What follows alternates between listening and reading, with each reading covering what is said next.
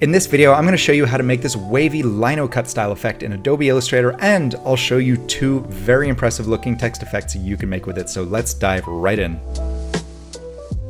So to start, open up a new document. I'm going to make mine 4,000 by 5,000 pixels wide, so you can upload it to Society 6 if you want, or if you prefer, you can download this template that I made, which has the colors that I'll be using in this tutorial, so you can follow along. I'll make sure to link to that below. All right, so to start, we're going to make our wave shape. To do that, we're going to use the curvature tool, which you can click up here or hit Shift tilde key, and then clicking on the left side of your document, create a wavy kind of shape like this. Make sure not to go too high up and down, and you want to make sure that the end and start points, these two, are roughly about the same height. And then click off that and give it a stroke. Just to show you what I'm doing, I'm going to give it a black stroke, make sure it doesn't have any fill. And let's give that a stroke of 20 points. Okay, now take that line and holding Alt, drag it down to create a copy and flip it around 180 degrees from this side, and just let's move that down on the canvas. Now select the line tool by pressing the backslash key or clicking here and create a line kind of this distance from the top wavy line, and do the same thing down here, keeping roughly the same equal distance between the two. Now take all of your lines and copy them by pressing Command C or Control C on a PC and Command F to paste them in front.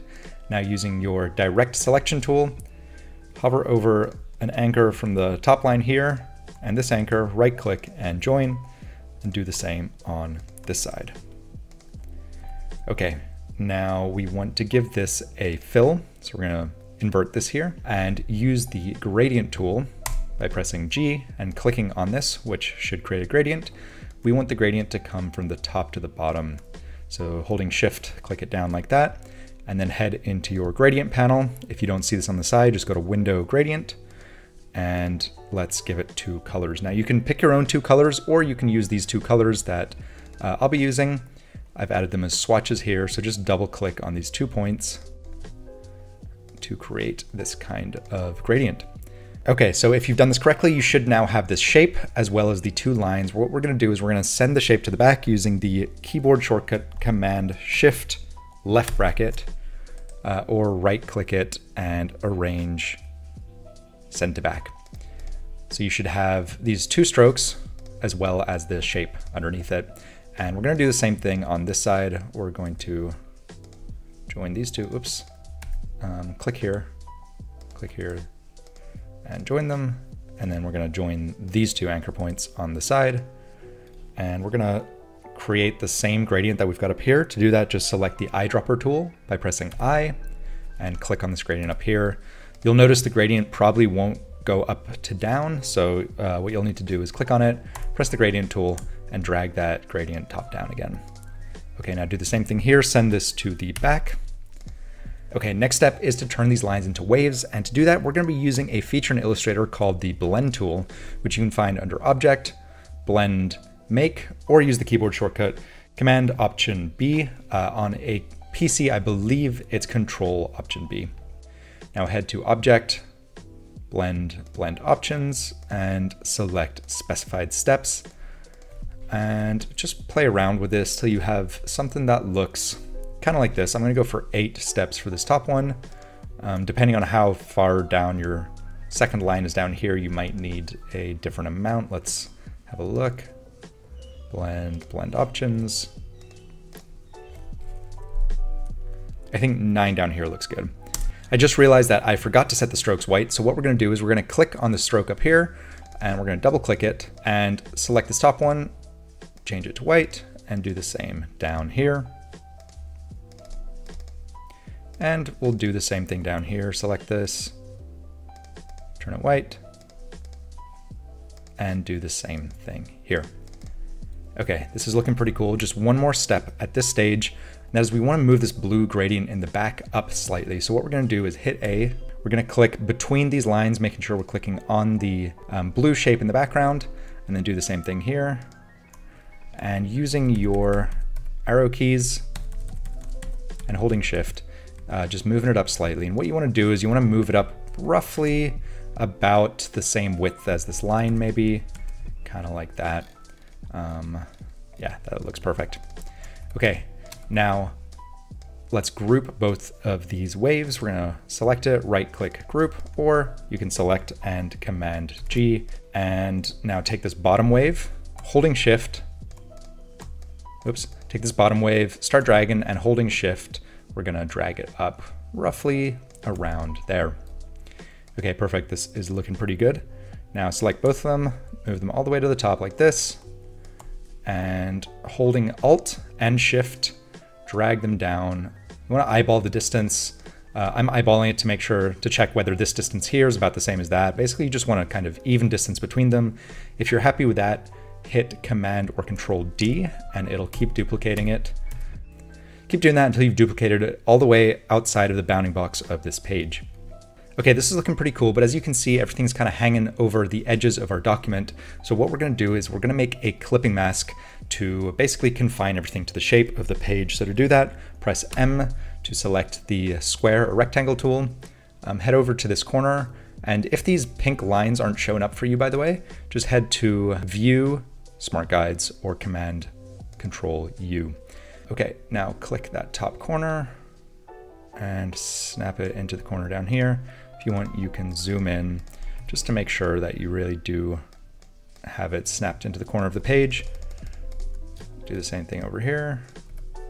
See, sometimes, as you can see, it can go just slightly over or under, so it can kind of snap to the wrong thing. There we go. Now we know it's snapped to the edges of the document, and we're going to select everything, then head over to Object, Clipping Mask, Make. There we go, perfect. And that's how you create this wave effect, which in itself already looks really cool, but I want to show you two more ways in which you can push this by adding a little type to your design. So what I'm going to do is I'm going to zoom out and I'm going to select the Artboard selection tool by hitting Shift O and making sure that this button here up here is selected. I'm going to click this Artboard, hold Alt, hold Shift, and just drag everything over to the side so I have two copies of this. Okay, for the first text effect, I'm going to show you how to turn the text into a clipping mask to basically punch out this wavy text effect. So I'm going to head over to the type tool by pressing T, or you can click on it here, and then just click once to create point type text and type the word wave in my case, or you can type any word you like, then scale it up holding Shift. And I'm going to use the font Ropa, which you can find on the Adobe fonts list. So if you have Adobe Illustrator, you have access to the Adobe fonts, and Ropa Mix Pro is one of those. I love the black italic version of this font. I'm gonna scale this up as big as I can. There we go. Okay, so to turn this into a clipping mask, basically just like we did with the rectangle, I'm gonna select everything, head to Object, Clipping Mask, Make. And as you can see, this is a really cool effect where the edges of the letter basically punch out the shape of this wavy pattern. Now, if you want to move this around, you can either do so using the selection tool, which will keep the pattern locked to the waves. So if you're happy with the way the pattern's looking, you can do that. Or if you use the direct selection tool and then click on the text, you can move it around like this until you find something that you're happy with. You can even change the text at this point and click off it, and you'll see that that all remains editable. But I'm going to change this back to wave because I think that looks pretty cool. Okay, so that's text effect number one. Next up, we're going to create more of, it's not really a text effect as much as it is like a layout style. For this, we're going to once again use the text tool, click, and type something a bit longer in this case maybe. I'm going to type the words Type Club. And I'm going to scale that up, holding Shift. There we go. All right, I'm gonna make this text white. And then to make the letters individually editable, I'm gonna right-click it and create outlines. Now what you'll need to do is ungroup everything, so you can right-click and hit ungroup, or press the keyboard shortcut Command-Shift-G a couple times to ungroup everything, at which point you'll see the letters are individually editable. All right, I'm actually gonna make them a little bit bigger, so I'm gonna select them all and make them maybe like kind of that size. Then I'm gonna move club up a little bit. All right, that's looking pretty cool. Now there's two ways you can do this. You can either keep the text completely straight, I'll show you how that looks first. And what you want to do is you want to basically position it so that the text is slightly overlapping one of these waves.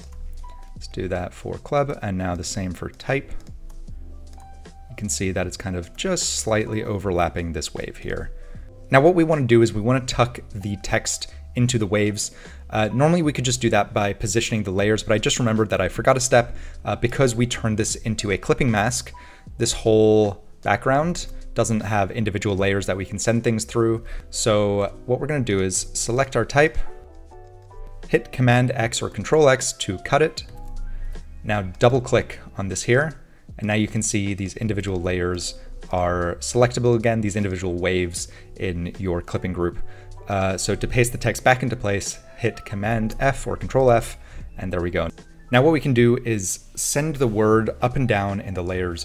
If you head down to the layers, you can see that the text is currently stacked on top of each of these waves. What we want to do is send it down by using the keyboard shortcut Command Backspace, or you can right click, go to Arrange, send backward, but as you're going to be pressing this a bunch of times, that is going to become very repetitive, very quick. So just use the keyboard shortcut, and you can see the text starts to move down the layers until you get to a point where it's behind the waves. Now, if you send it too far accidentally, just hold Command or Control and use the right bracket.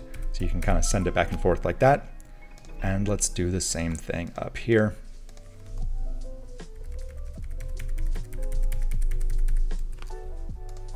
All right, there we go. That looks pretty cool already.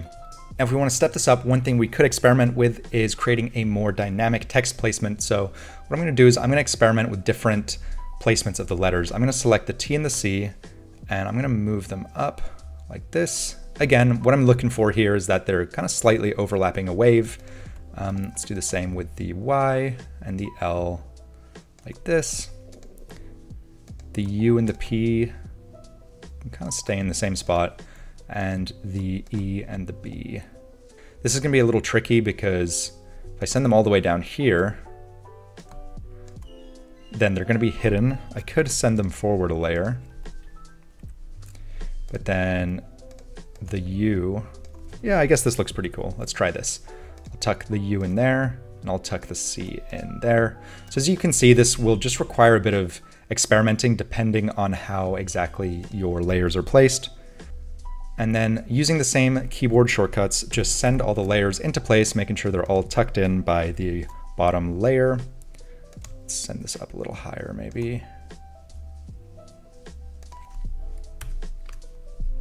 There we go. That looks pretty cool. Now it kind of looks like the typography is swimming in this water. Just adds a little bit of depth to design, which I think is a very cool look. So there you go. Just like that. Two different text effects. Actually, you know what? This U I think is a little bit too far down, as is the E. So I'm going to double click all this again. I'm going to move the U up. It means that it won't be tucked in, but at least it'll be a more balanced design that way. And same with the E. There we go. Okay, just like that, two different text effects. As you can see, it's really not all that difficult to do. We're really relying on Illustrator to do most of the heavy lifting with the blend tool. It's a very powerful tool that allows you to create a bunch of different effects, which I'll be exploring in future videos. If you want to make sure not to miss those, don't forget to hit the subscribe button. And if you want to keep leveling up your Illustrator skills, check out this playlist right now with more tips and tricks. Thank you so much for watching, and I'll see you in the next video.